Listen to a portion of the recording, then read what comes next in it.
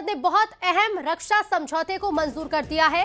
भारत और रूस के बीच इस अहम समझौते का नाम रिलॉज होगा, यानी कि इसके साथ ही आपको बता दें कि समझौते से पहले रूस की संसद ने इसे मंजूरी दी है। समझौते के मुताबिक भारत और रूस एक दूसरे के मिलिट्री अड्डों का इस्तेमाल कर पाएंगे। वहां युद्धाभ्यास से लेकर लॉजिस्टिकल सपोर्ट जैसे कि ईंधन भरने और आपदा प्रबंधन के लिए उन अड्डों का इस्तेमाल करना शामिल है।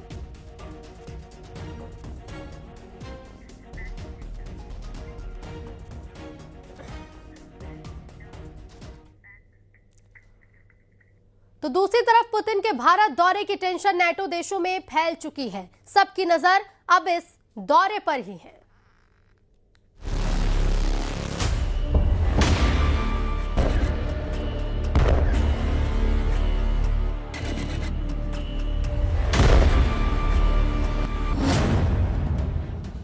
पुतिन की भारत यात्रा से बढ़ गई ट्रंप की टेंशन।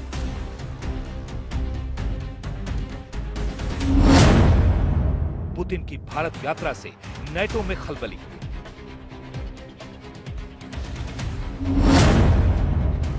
पुतिन की भारत यात्रा से तुर्की बेचैन।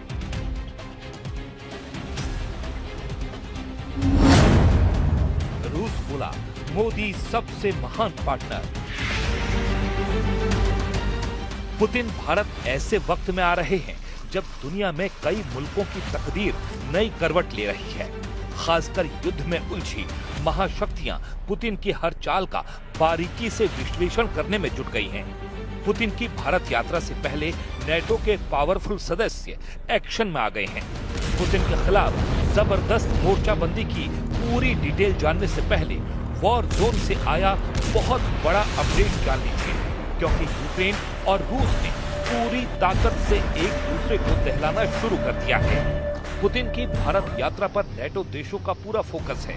भारत में जर्मनी के राजदूत ने कहा है कि युद्ध के समय पुतिन के किसी भी कदम को नजरअंदाज नहीं किया जा सकता। We will follow that visit, of course, closely. It is clear that India has different relation with Russia than European partners have. I keep saying that if you deal with Russia, every country has their own relationship, but we should not forget that Russia is leading a war that Russia has started. I know that India has been, the Prime Minister himself has been on the record saying that, this is not an era of war. This war will not be won on the battlefield. He has said that, so I trust that he will also mention that. NATO देशों की tension रूस और भारत के बीच संभावित हथियारों की deal है, क्योंकि इससे रूस को बड़ी राहत मिल सकती है। वहीं पुतिन के प्रीमियम क्लास के हथियार ऐसे हैं जिनको अब तक युद्ध में पूरी तरह नहीं उतारा गया है, और इन्हीं में दो सबसे खास हथियार हैं, S-400 एयर डिफेंस सिस्टम और 5वीं पीढ़ी का फाइटर जेट सुखोई 57। ये दोनों हथियार इस वक्त भारत की मिलिट्री ताकत बढ़ाने के लिए तैयार हैं। दोनों ही रूस के सबसे नए और सबसे आधुनिक हथियारों में गिने जाते हैं। पुतिन के यही हथियार नेटो देशों के लिए ऐसी पहेली बने हुए हैं जिसका जवाब अब तक तलाशा जा रहा है। ये ऐसे दोनों हथियार हैं जिनका असल इस्तेमाल तब देखने को मिलेगा जब रूस और नेटो देशों की सीधी टक्कर होगी। यूक्रेन युद्ध में अभी तक पुतिन की इसी ताकत को देखते हुए नेटो देश पर्दे के पीछे एक्टिव हो चुके हैं। इस वक्त लड़ाकू विमानों में सबसे ज्यादा चर्चा रूस के सुखोई 57 की हो रही है। अल्जीरिया को ये विमान सप्लाई किया जा चुका है और वो रूस के बाद दूसरा देश है जो सुखोई 57 उड़ा रहा है। सवाल है कि क्या भारत भी सुखोई 57 खरीदेगा, क्योंकि रूस की तरफ से इसे लेकर बहुत बड़ा ऑफर भारत को दिया जा चुका है। पुतिन के प्रेस सचिव दिमित्री पेस्कोव के मुताबिक भारत रूस के रिश्ते हथियारों की डील से बहुत बड़े हैं। Russia and Indian relationship is not just a standard set of diplomatic protocols and trade agreements. It's more of that. It's much more important. Our bilateral relationship rests on a deep historic background of mutual understanding, of partnership, and a mutual vision of global affairs and system of global affairs based on international law, on rule of law, and ability of taking into account each other's interests. This is a very, very important characteristic of our joint vision of the global affairs. रूस के जंगी जहाजों में जिसका डंका पूरी दुनिया में बजता है वो है सुखोई 57 जेट। सुखोई 57 एक 5वीं पीढ़ी का स्टेल्थ फाइटर जेट है जो रेडार की पकड़ में नहीं आता। रडार सिग्नेचर कम करने के लिए इसके एयरफ्रेम को अलग तरह से डिजाइन किया गया है।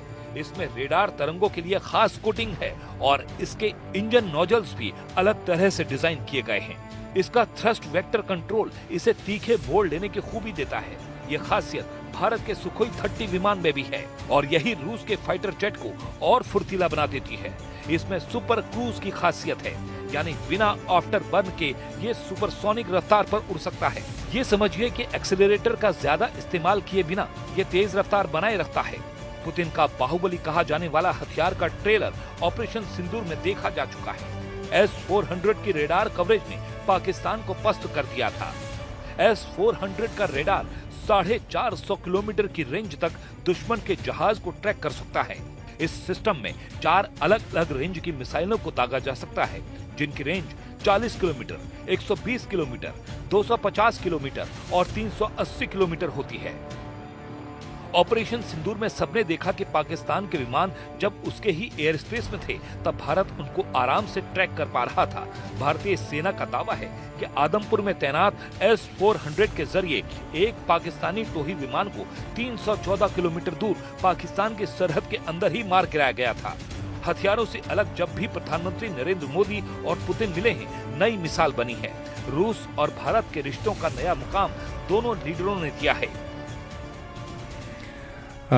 We're proud to have been shoulder to shoulder next to our Indian friends during their historic growth in the most important moments of their history. And at the same time, we are very grateful to India for a very friendly stand nowadays. A very friendly stand towards our country and towards our interaction on global, in bilateral and global affairs.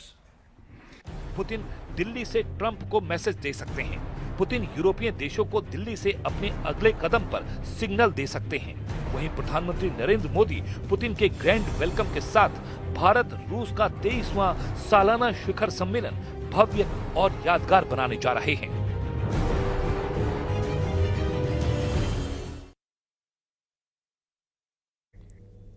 Actor और SP सांसद जया बच्चन ने एक बार फिर विवादित बयान दिया। उन्होंने